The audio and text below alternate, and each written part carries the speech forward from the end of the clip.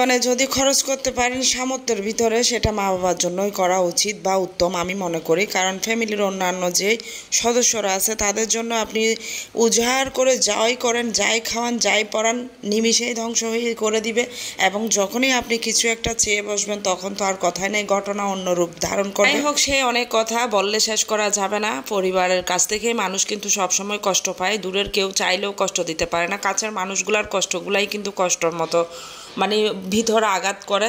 তো এদিকে মা পিঠা নিয়ে আসছে রায়হানের জন্য গ্রাম থেকে নিজে বানিয়ে, আর এদিকে মা বাবা দুজনের জন্য আমি কোরাল মাছ রান্না করতেছি।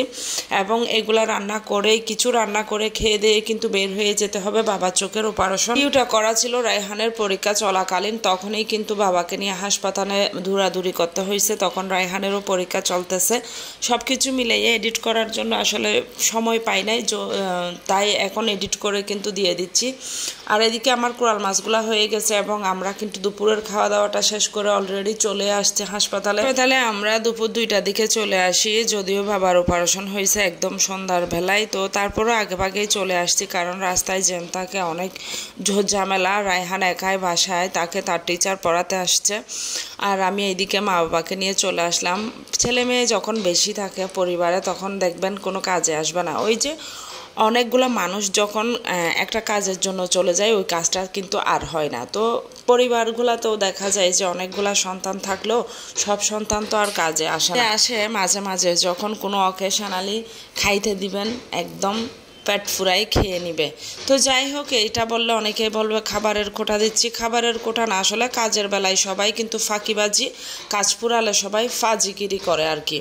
এদিকে আমি হাসপাতাল থেকে বাবার অপারেশন শেষ করে আমরা প্রায় 9টার উপরে হয়ে গেছে বাসায় ঢুকি, এবং তখনই কিন্তু আমি একটা দেশি মোরগ ভিজিয়ে রান্না করতেছি বাবার জন্য আর মার জন্য। কারণ আমি এগুলা রেখেছি তাদের রান্না করে খাওয়ানোর জন্য, কিন্তু আসলে আমি নিজেই তো স্টিল হাসপাতালে তাদের সাথে চলে যাই।